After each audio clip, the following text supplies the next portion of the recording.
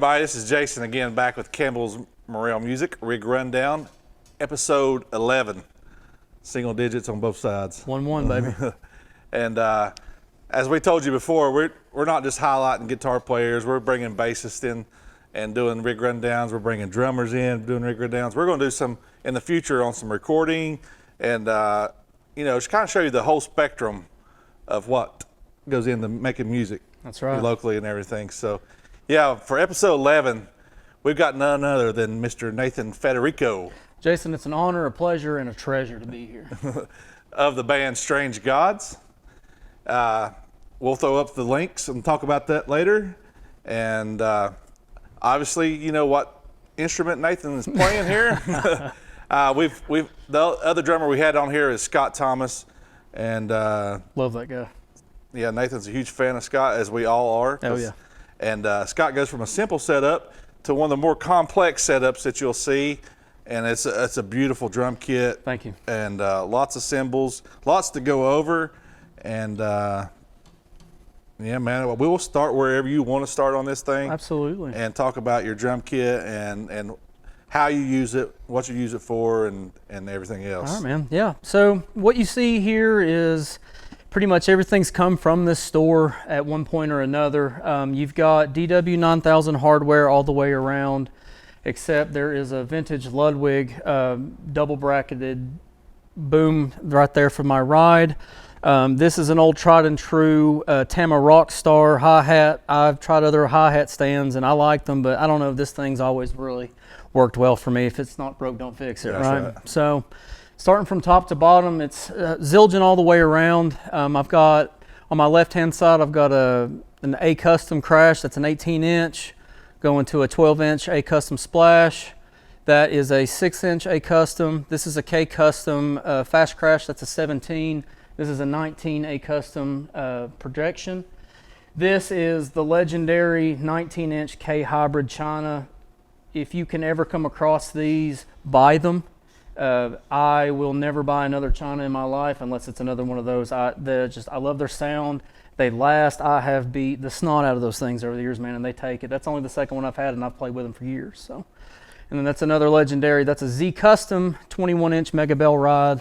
They don't make them anymore. They did do a Z3 run for a while, and some of those you can kind of find. I know that they did do a Mega Bell A Custom some run, but they're kind of getting hard to find too. But Zildjian's all the way around. I played Sabian for a while because I'm a really, really big Mike Portnoy guy. I used to plague my friends with making them listen to Dream Theater for all the time. I know not everybody can sit through a 15-minute song, but I can. I love the guy and everything he's done.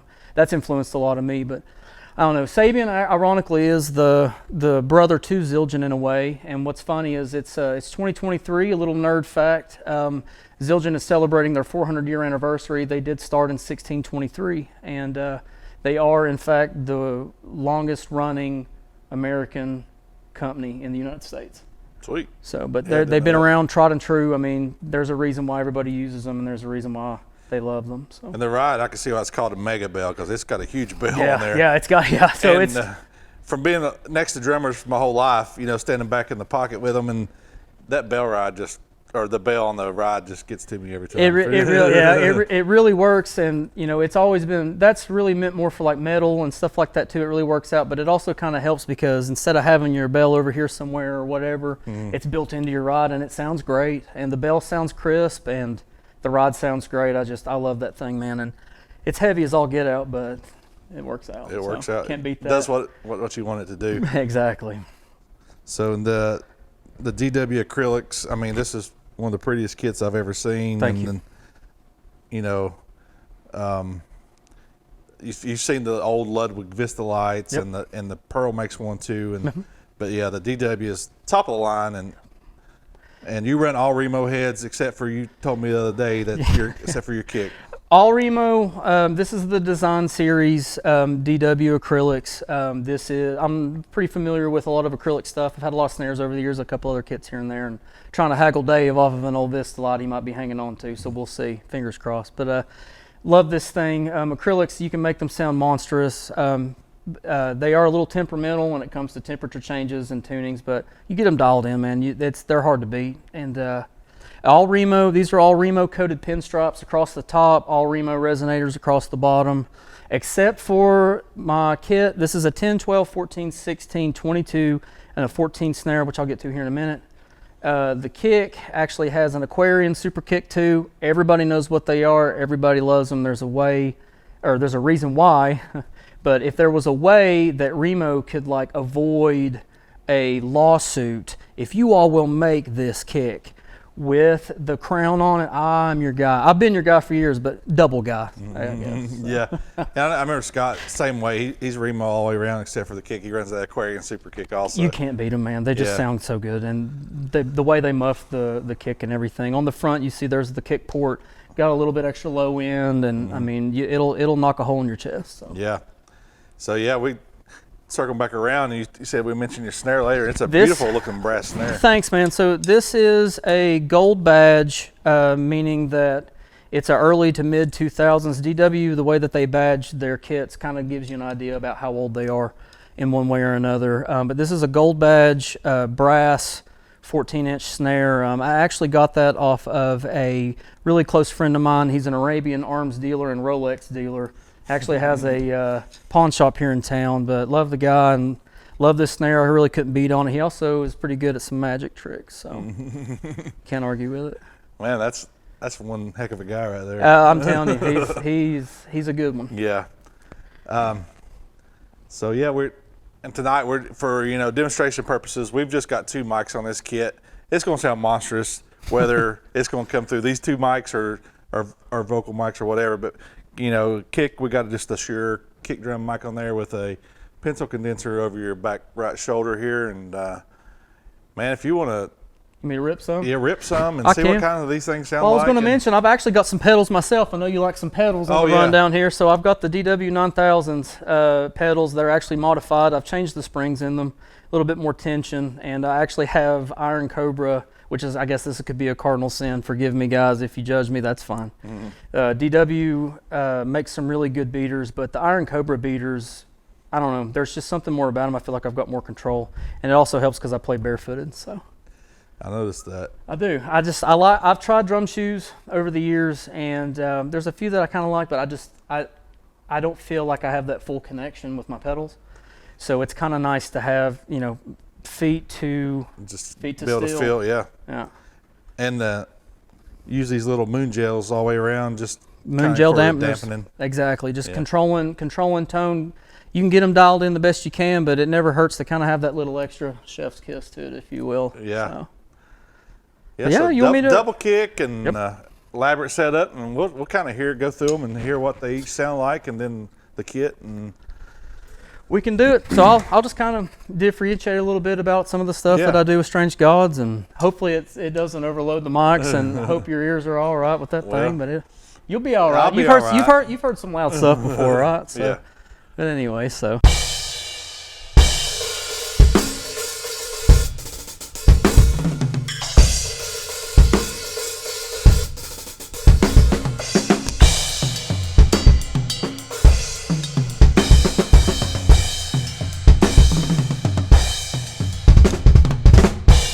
Dude, that was awful. So then you go like that, and then you've also got stuff that's like faster, like.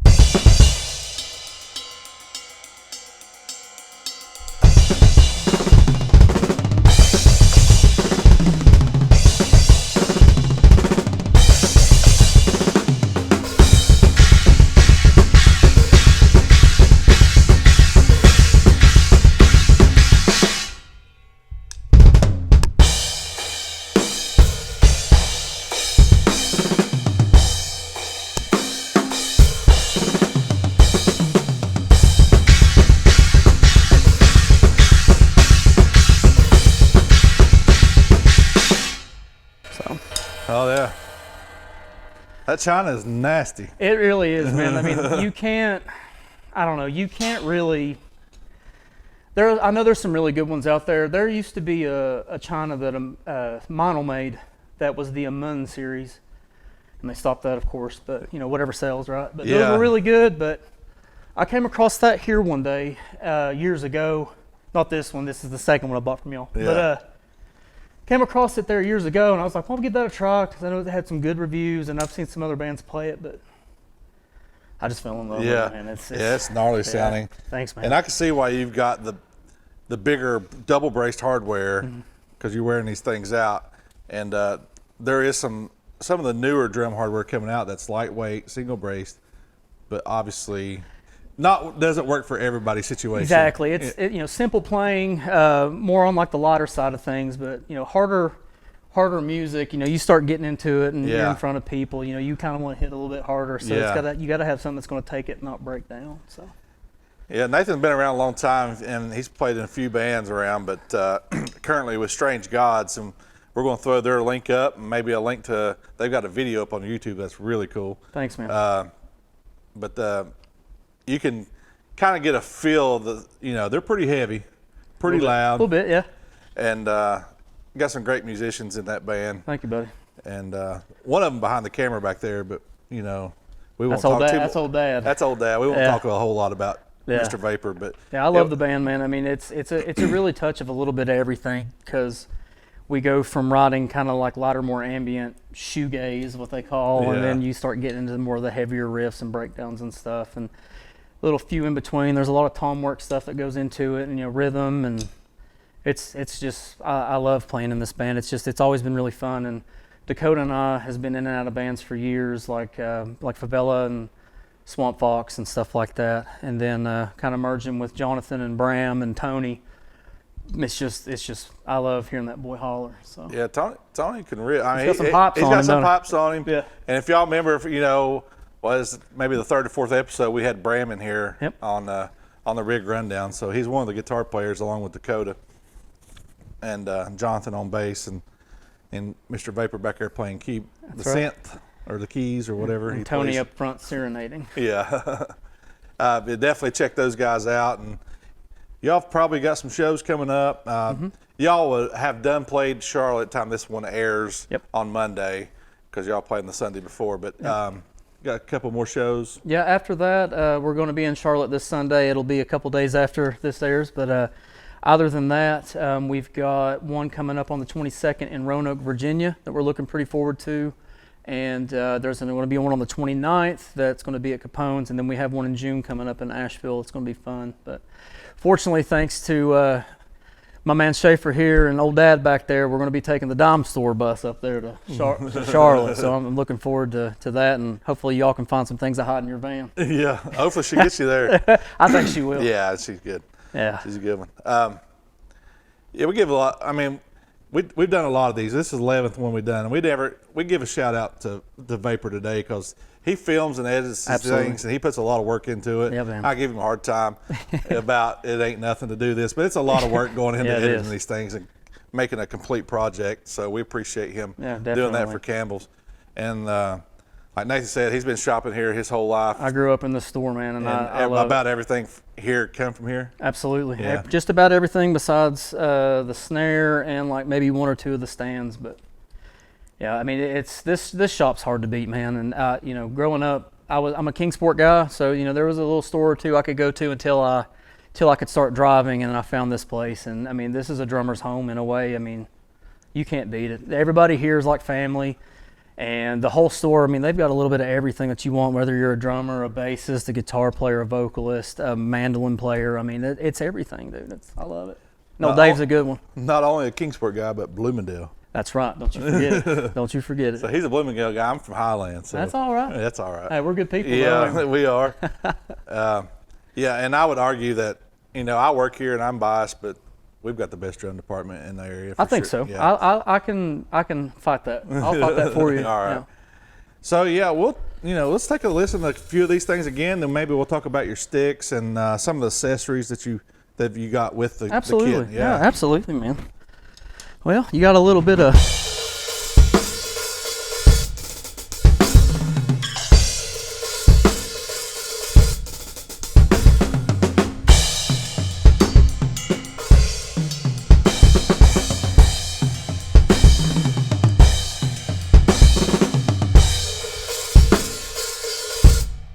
Stuff like that, and then like the tom work stuff. I mean, there's certain sections you've got where it's like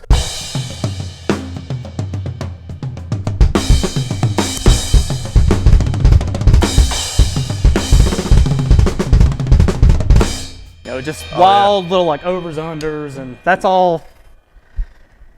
The way I like to look at it is I'm going to try to write hard things, so whenever I try to go back and play it when I'm in my 40s or 50s, I can't do it. Yeah. So. No, it all sounds great. And thanks, man.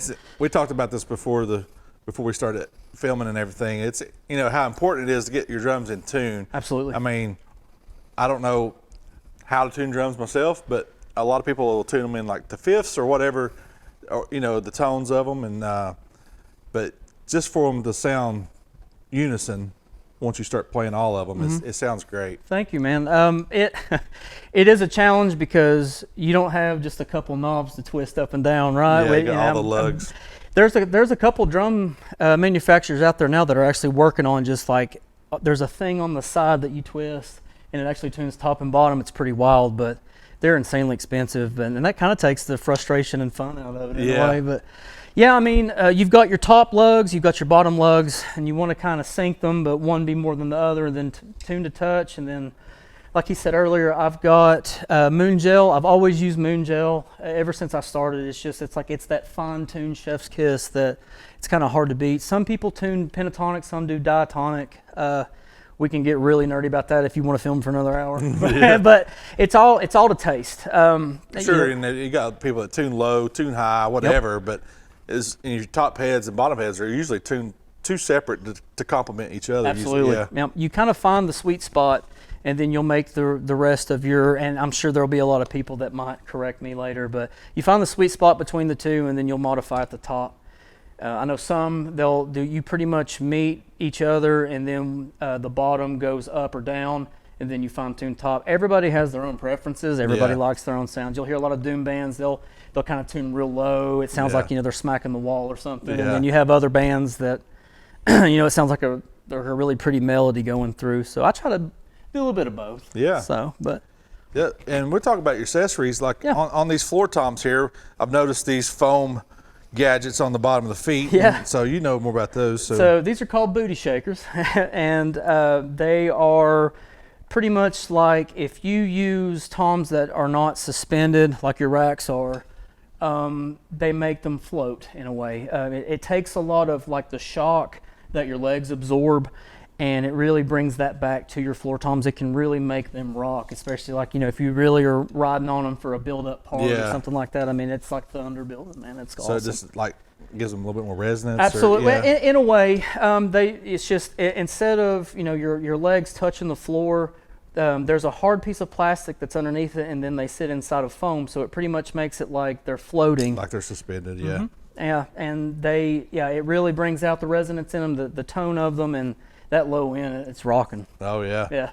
And then sticks, you got a preference? I'm a Vic Firth guy, tried and true. There's a reason marching bands around the world use them. There's a reason why drummers around the world use them. No hate to other people. Everybody's got their own preference, right? Got to say that disclaimer. So, but no, I'm a Vic Firth guy. I've got a Vic Firth bag that's been along with me for many years, and I'm surprised that it hangs on as long as it has.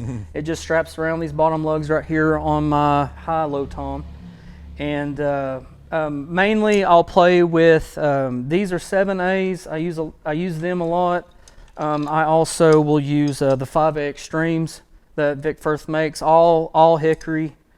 I actually have a special pair here. I'll give a little shout out. These are actually my brother's that he has that I actually use these to warm up with. These are SD2 Boleros. I don't even know if they make these anymore. They're like a marching style. But my brother actually is one of the main responsibilities as to why I got into drumming, because he was doing marching band and stuff like that in middle school, and we suckered mom into, I wouldn't say sucker, but talked her into getting a kit for the house for him to practice on, and I sat on it one day about 20 years ago, and here we are. Here we are. Yeah, and you're talking about warming up with those heavier sticks, and you've got a practice pad that you kind of get loose on and warm up on. Yep. Sweet. Yeah, and then the nice throne you're sitting on. Thanks, brother. So back here we've got the Tangerine Tiger. That's made by Pork Pie Percussion. They are some of the best when it comes to thrones. They're just super comfortable. It's like sitting on a couch at your house, man. It really is. And I do sit up a little high, but it kind of helps having that extra cushion. But I mean, they're hard to beat. I know you guys have a couple here. I actually got one of my first ones I got was a tractor style So, you know, it kind of ovals. Yeah. And used that thing for a long time. And then I kind of stumbled upon this one here, and we've been dudes ever since. Yeah. But you can't beat them, man. For sure. Yeah. I mean, like I said, this is, for us, this is one of the more elaborate drum kits that we will see with all the cymbals and everything. You play everything fantastically, and it all sounds great. And Thank you. man, y'all check out Strange Gods. I mean, they are great. They are heavy, and Tony's a badass. Yes, he is, and we're just so happen to be Schaefer's favorite Kingsport band. So I mentioned Hal's my favorite Johnson City That's right. band. So Hal's got Johnson City covered. I'll give Kingsport to Strange Gods. Thanks, for man. Sure. So we got Johnson City covered. So who's got Bristol? Yeah, so we'll have to figure out who our favorite Bristol band Yeah, is. we'll have to look into that. There's some good ones up there, man. Yeah, for sure. Definitely not one of Scott Thomas's band. So let's see. Jason, thank you for having me, man. Yeah, man. It's a pleasure. I've been looking forward to this for a while, and I love what you guys are doing, and I hope that it continues. It's, you know, being a gear nerd myself, I mean, I love this stuff. Oh, yeah. Watching to see what's that, man. That guy's got some really cool stuff. What's he working with? Yeah. I love that stuff. So Yeah, again, we're doing these series to promote local musicians and local I bands think it's for sure. great. I mean, they don't get a lot of love. You go, Right. We need more people to start showing up on weekends to the Hideaway, to Capone's, absolutely. to wherever in Bristol, wherever they're playing, and give these bands some love. There's some talented people around this area Absolutely. for sure. And Without a doubt. we're not just focusing on guitars. Like I said, we're doing bass, we're doing drums. We're going to do some recording videos in the future. That'd be cool. We're going to maybe do some demos of some product in the store. But again, if you're in the drum business and you like what you see here, you come down here and see us. We'll hook you up and get you sounding like Nathan. Absolutely. With a little practice. Yeah. Practice makes perfect. That's the Yeah. thing. Practice. Practice. You're gonna suck when you start, or you might be perfect when you start. You don't know, but give it time, give it your all, man. That's all that matters. Yep. But again, thank you for showing up, Thank you for having me. and we appreciate you doing this. I And appreciate you. We'll just roll out with some. You want to roll out with a some little damn bit? drum madness. And if you want to do a Strange God song, that's fine. We'll probably add some Strange God music into the reel here. You're not gonna add any Creed songs or anything No there, Creed. babe? No Creed. Well, No. that's all right. All right, I'll just probably just do a little diddly there. I might lead into some strange stuff here. Okay. So.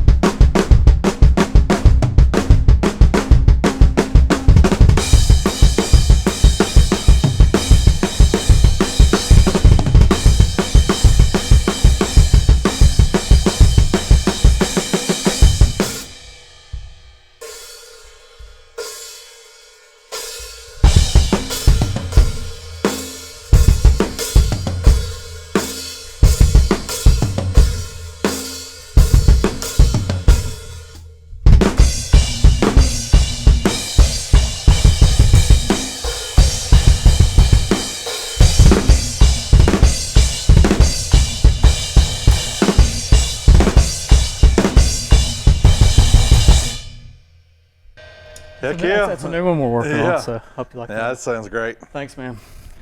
Are we good? Rock and roll.